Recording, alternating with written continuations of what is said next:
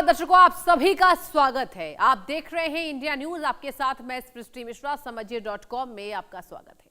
एक तरफ चर्चा है कि डॉलर 100 रुपए तक पहुंच सकता है, दूसरी तरफ रिजर्व बैंक सरकार को रिकॉर्ड 2.87 लाख करोड़ रुपए देने जा रहा है। इसको लेकर सवाल उठ रहे हैं कि क्या देश की अर्थव्यवस्था दबाव में है? क्या सरकार को पैसों की जरूरत इतनी बढ़ गई है कि आरबीआई का खजाना खोला जा रहा है, या फिर ये पूरी कहानी उतनी डरावनी नहीं है जितनी दिखाई जा रही है? क्योंकि सच ये भी है कि दुनिया की बड़ी बड़ी अर्थव्यवस्थाएं कई बार अपनी मुद्रा को जानबूझकर कमजोर होने देती हैं ताकि एक्सपोर्ट रुके, बढ़े, माफ कीजिएगा, उद्योग मजबूत हो और अर्थव्यवस्था को गति मिले। लेकिन दूसरी तरफ कमजोर मुद्रा महंगाई, तेल के बिल और विदेशी कर्ज का दबाव भी बढ़ाती है। आखिर रुपए की गिरावट का सच क्या है? आरबीआई सरकार को अब इतना बड़ा पैसा क्यों देता है? भारत में पहले कब कब ऐसा हुआ और क्या वाकई भारत किसी आर्थिक खतरे की तरफ बढ़ रहा है, या फिर यह सिर्फ वैश्विक आर्थिक खेल का हिस्सा है? इसी पूरी कहानी को सिलसिलेवार तरीके से समझेंगे, आंकड़ों, इतिहास और अर्थशास्त्र की भाषा में,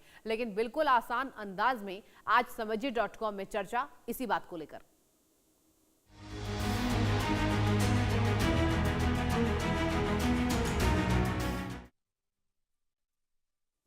चलिए पूरी जानकारी आपको मैं देने की कोशिश करती हूं। रुपए में गिरावट, चर्चा तेज है कि $1 इज इक्वल टू 100 रुपए हो सकता है। क्या यह आर्थिक तबाही का संकेत है? कई बार गिरती मुद्रा संकट नहीं होता, कई बार यह वैश्विक बाजार का असर होता है, कई बार यह रणनीतिक आर्थिक फैसला भी होता है। मजबूत डॉलर भी रुपए पर दबाव बनाता है, इसलिए पहले पूरी कहानी समझना जरूरी है। और चलिए अब पहली जानकारी आपको हम देने की कोशिश करेंगे कि सवाल क्या है, उसका जवाब क्या हमने ढूंढा। सवाल यह भी है कि क्या भारत की इकोनॉमी खतरे में? क्योंकि आरबीआई सरकार को बड़ी मदद कर रही है, इसलिए इसको भी समझना जरूरी है। आरबीआई सरकार को देगा 2.87 लाख करोड़ रुपए। ध्यान से सुनिए जो मैं आंकड़े पढ़ रही हूं, यह अब तक का सबसे बड़ा सरप्लस ट्रांसफर माना जा रहा है। आरबीआई की कमाई कई स्रोतों से होती है। विदेशी मुद्रा भंडार से भी कमाई होती है, बॉन्ड से होती है, ब्याज से होती है, और डॉलर ट्रेडिंग से आय आती है। खर्च और रिजर्व निकालकर बाकी पैसा सरकार को जाता है। इसे आम भाषा में आरबीआई डिविडेंड कहा जाता है। तो ये तो पहली जानकारी थी कि पैसा कैसे आता है और आरबीआई कैसे सरकार को देती है। चलिए अब दूसरी जानकारी पर आते हैं। आरबीआई सरकार को पैसे तो दे रही है, लेकिन बड़ा सवाल है कि वो पैसा कहां से दे रहा है, वो कमाता कैसे? विदेशी मुद्रा भंडार पर ब्याज मिलता है, सरकारी बॉन्ड से कमाई होती है, डॉलर खरीद बिक्री से फायदा होता है, बैंकों को कर्ज देने से आय आती है, नोट छापने की लागत कम होती है, वैल्यू ज्यादा होती है। यही सरप्लस बाद में सरकार को ट्रांसफर होता है। तो ये तो पहला फैसला हुआ। अब चलिए आगे बढ़ते हैं। अब ये आपको हम बताएंगे कि सरकार आरबीआई से पैसा क्यों लेती है। जब राजकोषीय घाटा कम करने में मदद मिलती है तब सरकार से, यहां पर सरकार को आरबीआई से पैसा मिलता है। इंफ्रास्ट्रक्चर खर्च बढ़ाया जा सकता है, सब्सिडी और योजनाओं में राहत मिलती है, और युद्ध और वैश्विक संकट में बफर मिलता है। बाजार को स्टेबिलिटी यानी कि स्थिरता का संदेश जाता है, लेकिन जरूरत से ज्यादा निर्भरता आरबीआई पर चिंता बढ़ाती है, और ये सारे देशों के साथ ऐसा हाल है। अब यह भी समझना जरूरी है कि क्या आरबीआई पहली बार केंद्र सरकार को मदद कर रही है? तो बता दें, ऐसा बिल्कुल नहीं है। हर सरकार को आरबीआई सरप्लस मिलता रहा है। 2018 में चलिए आरबीआई रिजर्व पर बड़ा विवाद हुआ था, आपको भी याद होगा। बिमल जालान समिति बनाई गई थी। समिति ने अतिरिक्त पूंजी ट्रांसफर का रास्ता सुझाया। इसके बाद ट्रांसफर की रकम लगातार बढ़ी। हाल के वर्षों में रिकॉर्ड भुगतान देखने को मिले।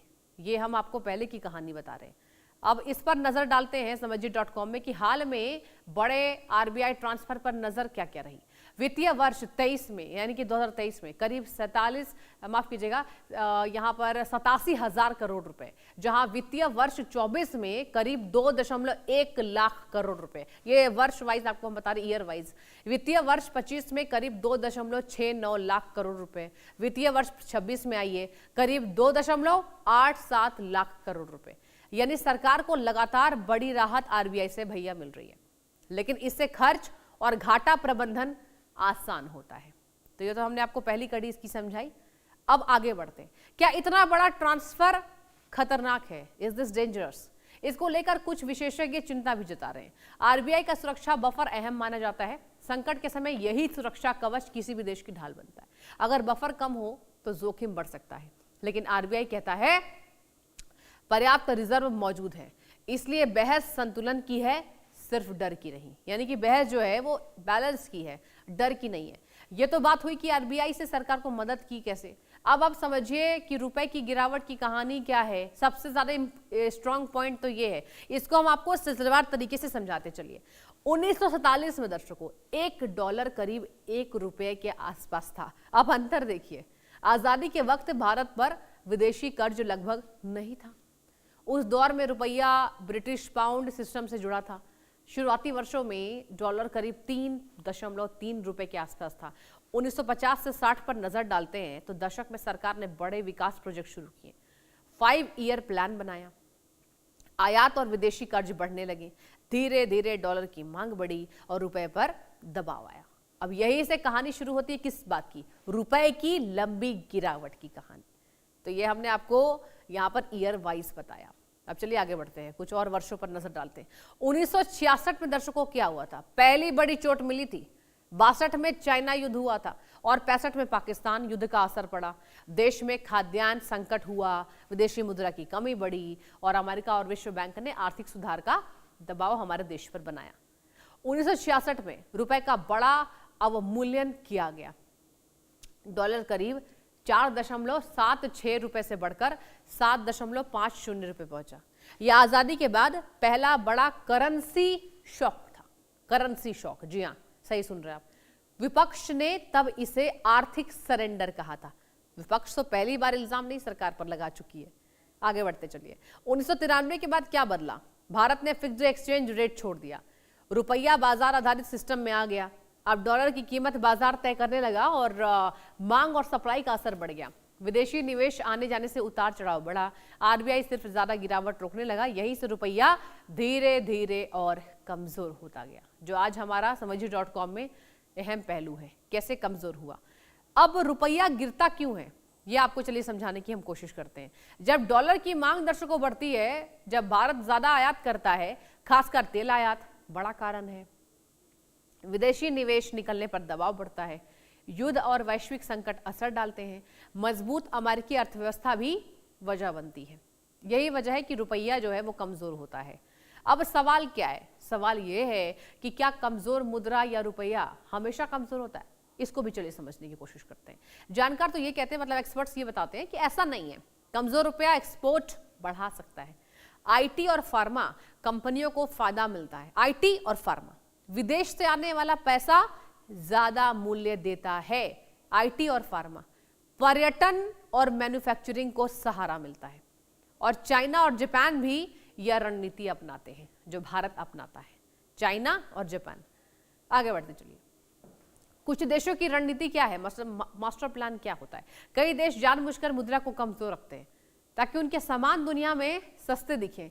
इससे एक्सपोर्ट बढ़ता है, फैक्ट्रियां चलती रहती हैं, रोजगार में मदद मिलता है। और चीन पर लंबे समय तक ऐसे आरोप लगे, जापान भी कमजोर येन नीति अपनाता रहा, जानबूझकर अपने मुद्राओं को कमजोर दिखाना। क्या होता है इससे? आपको हमने बताया अभी। अब एक्सपोर्ट बढ़ता है। चलिए आगे बढ़ते हैं। तेल आयात महंगा हो जाता है। नुकसान क्या है? चलिए नुकसान पर अब नजर डालते हैं। ये प्रमुख बिंदु है। पेट्रोल डीजल पर दबाव बढ़ता है। आप देखिए देश में बेतहाशा 10 दिन में 3 बार प्राइसेस को बढ़ा दिया गया। महंगाई बढ़ सकती है। दूध दही दाम आप देख ही रहे हैं, आपके शहर में भी बढ़ रहा होगा। विदेशी यात्रा महंगी हो जाती है। आप फ्लाइट्स चेक कीजिए, अभी आपको महंगी फ्लाइट्स दिखाएंगी। विदेशी शिक्षा का खर्च बढ़ जाता है। जो लोग ये चाह रहे हैं कि उनके बच्चे फॉरेन में जाके पढ़ें। विदेशी कर्ज चुकाना मुश्किल हो सकता है। ये है नफा और नुकसान। अब चलिए आगे बढ़ते हैं और ये समझाने की कोशिश करेंगे कि कमजोर मुद्रा कैसे देश पर बोझ बढ़ाती है। इसको चलिए समझते हैं। आप मान लीजिए कि भारत को विदेश से कच्चा तेल खरीदना है। तेल बेचने वाले देश रुपए में नहीं है, डॉलर में भुगतान मांगते हैं। अब अगर पहले मान लीजिए $1 इक्वल टू 60 रुपया था, तो बाद में $1 इक्वल टू 85 रुपया हो गया। तो वही तेल खरीदने के लिए भारत को पहले से कई ज्यादा रुपए खर्च करने पड़ेंगे। यानी तेल की कीमत अगर अंतर्राष्ट्रीय बाजार में नहीं बढ़े, तब भी सिर्फ डॉलर महंगा होने से भारत का आयात बिल बढ़ जाता है। ये वजह है कि रुपए की कमजोरी धीरे पेट्रोल डीजल गैस महंगाई पर असर डालती है। अब यहां विदेशी मुद्रा भंडार यानी कि फॉरेक्स रिजर्व की भूमिका आती है। आरबीआई अपने पास अरबों डॉलर जमा रखता है। ताकि जरूरत पड़ने पर देश आयात कर सके और रुपए को संभाल सके। लेकिन जब रुपया लगातार गिरता है तब आरबीआई को बाजार में ज्यादा डॉलर अपने बेचने पड़ते हैं। समस्या ये है कि हर डॉलर की कीमत अब ज्यादा रुपए में चुकानी पड़ती है, यानी विदेशी मुद्रा भंडार को बनाए रखना भी महंगा हो जाता है। और अगर भारत को 100 अरब डॉलर का आयात करना है तो 60 रुपए वाले दौर में लागत 6 लाख करोड़ रुपए होती है, लेकिन 85 रुपए प्रति डॉलर पर वही बिल 8.5 लाख करोड़ रुपए तक पहुंच जाता है। यानी सिर्फ रुपए की कमजोरी से देश पर लाखों करोड़ का अतिरिक्त बोझ बढ़ सकता है, जो कि हो रहा है। यही कारण है कि कमजोर मुद्रा सिर्फ आर्थिक आंकड़ा नहीं बल्कि सरकार के बजट, जनता की जेब और देश की रणनीतिक ताकत से जुड़ा मुद्दा बन जाता है। कुछ और जानकारी। अब हमने तमाम पहलुओं पर नजर डाली, लेकिन सबसे इंपॉर्टेंट क्या है, हमने अभी विदेशी मुद्रा भंडार की बात की थी। तो आपको बता दें कि विदेशी मुद्रा भंडार होता क्या है। आरबीआई के पास जमा विदेशी करेंसी, ज्यादातर हिस्सा डॉलर में होता है।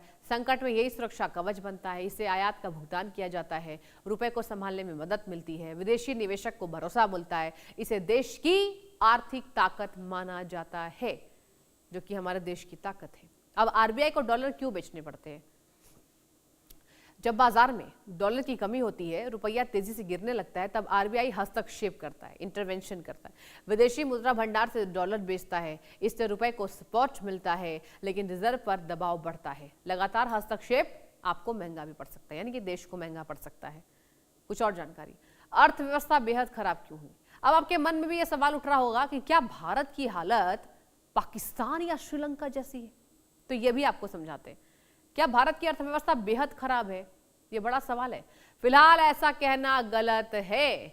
भारत का विदेशी मुद्रा भंडार मजबूत है, बैंकिंग सिस्टम अपेक्षाकृत स्थिर माना जाता है, मतलब कंपैरिजन टू अदर कंट्रीज ये स्ट्रांग है, और अर्थव्यवस्था दुनिया की टॉप ग्रोथ में शामिल है। टैक्स कलेक्शन लगातार बढ़ रहा है।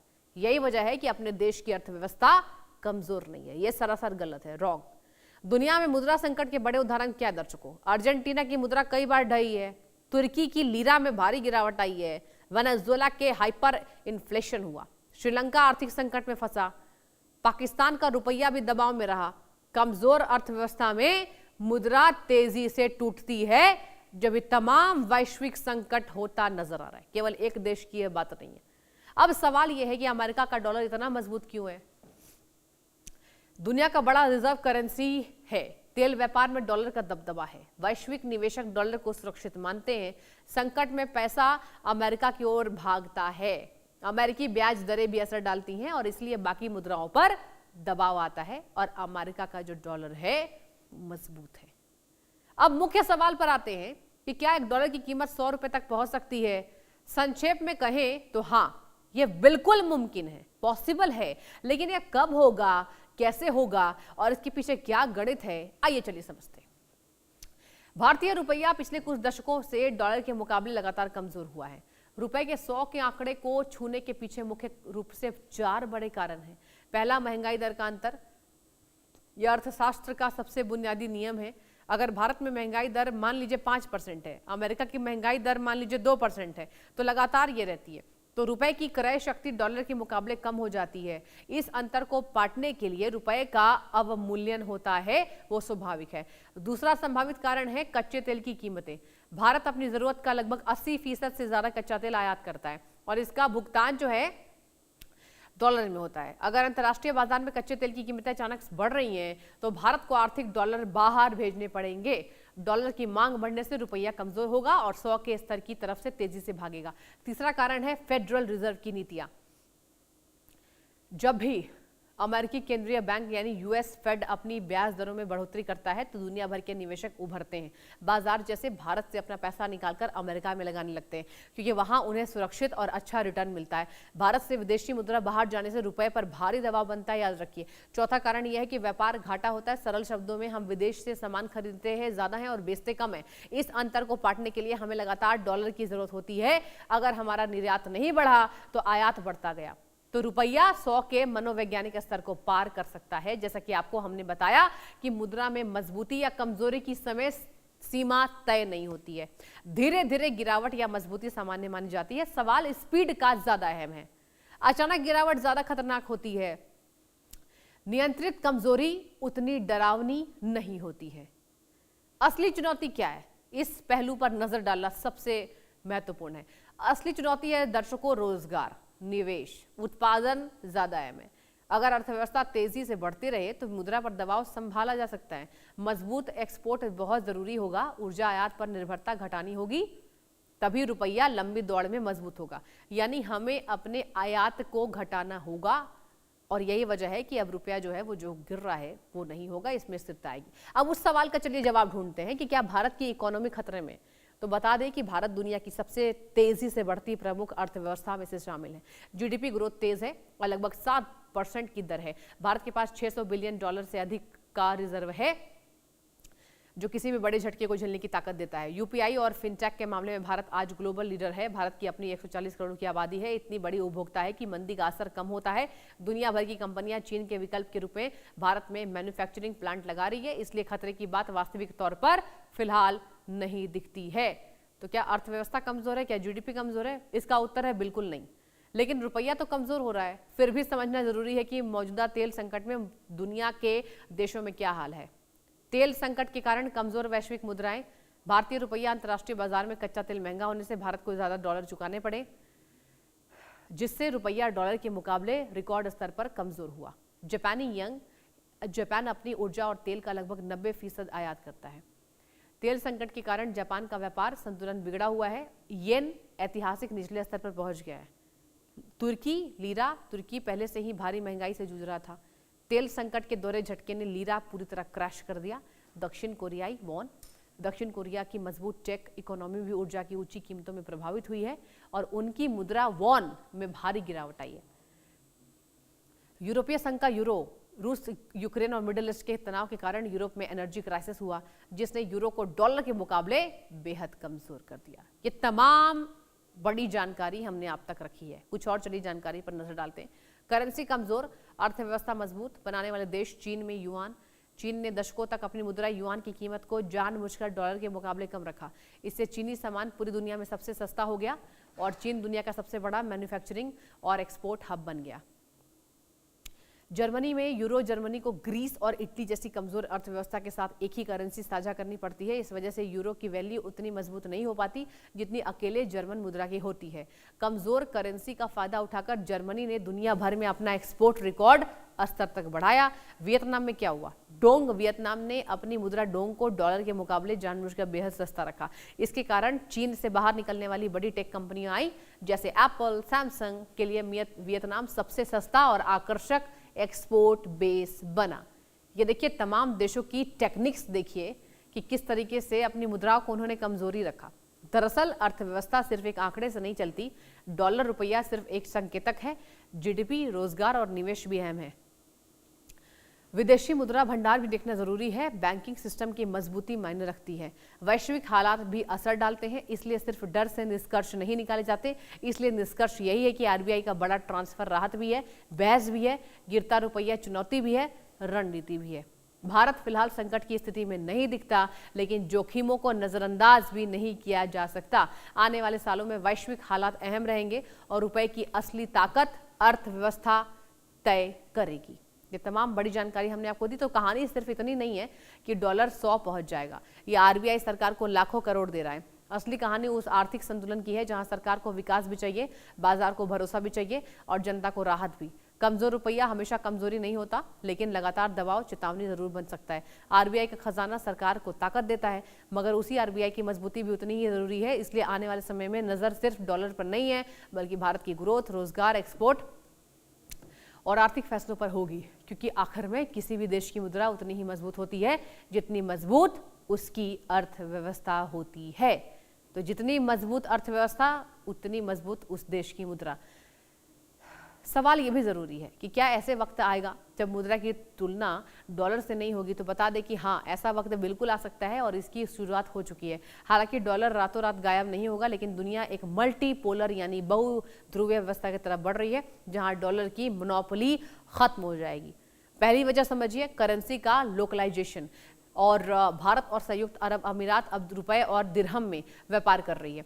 चीन और रूस अपना 90 से ज्यादा % व्यापार अपनी मुद्राओं युआन और रूबल में समेट चुके हैं। अब जब देश आपस में सीधे अपनी करेंसी में व्यापार करेंगे तो उन्हें बीच में डॉलर की जरूरत ही नहीं पड़ेगी। दूसरी वजह है डॉलर का हथियारीकरण। अमेरिका जब चाहे किसी भी देश पर प्रतिबंध लगाकर उसे डॉलर के वैश्विक सिस्टम से बाहर कर देता है, जैसा उसने रूस के साथ किया। जब इस डर से भारत, ब्राजील और आसियान देश अब एक ऐसा बैकअप सिस्टम बना रहे हैं जो अमेरिका के नियंत्रण से बाहर हो। तीसरी वजह है डिजिटल करेंसी यानी कि CBDCs का उदय। केंद्रीय बैंकों की अपनी डिजिटल करेंसी जैसे भारत का ई-रुपी या चीन या डिजिटल युआन और ब्लॉकचेन तकनीक के आने से दो देश बिना किसी तीसरे देश की मुद्रा या बैंक के सीधे एक दूसरे को सेकंड में भुगतान कर सकते हैं। चलिए आगे बढ़ते हैं। यह भी समझना जरूरी है कि यदि डॉलर नहीं होगा तो मुद्रा की मजबूती कैसे होगी। अगर डॉलर पैमाना नहीं रहेगा तो किसी देश की करेंसी कितनी ताकतवर है, यह जांचने के लिए दुनिया 4 नए तरीके और मापदंडों का इस्तेमाल करेगी। पहली, मुद्राओं का बास्केट। किसी एक देश की मुद्रा जैसे डॉलर के बजाय दुनिया की 5-6 मजबूत मुद्राओं का एक समूह बनाया जाएगा। किसी भी देश की करेंसी मजबूत है या कमजोर, यह उस पूरे ग्रुप के औसत मूल्य से तय होगा। दूसरा, परचेजिंग पावर पैरिटी, PPP यानी कि क्रय शक्ति समानता। यह देखा जाएगा कि एक यूनिट करेंसी से अपने देश के भीतर कितनी वस्तुएं और सेवाएं खरीदी जा सकती है। उदाहरण के लिए यदि 100 रुपए में भारत में जो सामान मिलता है वही सामान किसी दूसरे देश में उनकी करेंसी की 2 यूनिट में मिले तो रुपए की अंदरूनी ताकत ज्यादा मानी जाएगी। तीसरा पैमाना है स्वर्ण भंडार। इतिहास खुद को दोहरा सकता है। डॉलर के आने से पहले मुद्राएं सोने पर टिकी थी। भविष्य में जिस देश में केंद्रीय बैंक के पास जितना अधिक सोना होगा उसकी मुद्रा को उतना ही स्थिर और मजबूत माना जाएगा। यही कारण है कि भारत और चीन के केंद्रीय बैंक पिछले कुछ वर्षों से रिकॉर्ड मात्रा में सोना खरीद रहे हैं। चौथा, आर्थिक उत्पादकता और कर्ज का अनुपात। मुद्रा की मजबूती सीधे इस बात से तय होगी कि देश की GDP ग्रोथ कैसी है, वहां महंगाई कितनी नियंत्रण में है और उस देश पर विदेशी कर्ज कितना कम है। जिस देश की अर्थव्यवस्था स्थिर होगी उसकी करेंसी को लोग बिना किसी डॉलर के सीधे स्वीकार करेंगे। तो देखिए, समझिए.com में हमने आपको तमाम पहलुओं को समझाने की कोशिश की कि क्या डॉलर लगातार मजबूत हो रहा है या रुपया गिर रहा है, कितना खतरा है और RBI कितना सरकार को पैसे दे सकती है। तो फिलहाल आज समझिए.com में इतना ही। देखते रहिए लगातार इंडिया न्यूज। एक एक पल पल की दुनिया और देश की खबरें आप तक पहुंचाते रहेंगे। नमस्कार।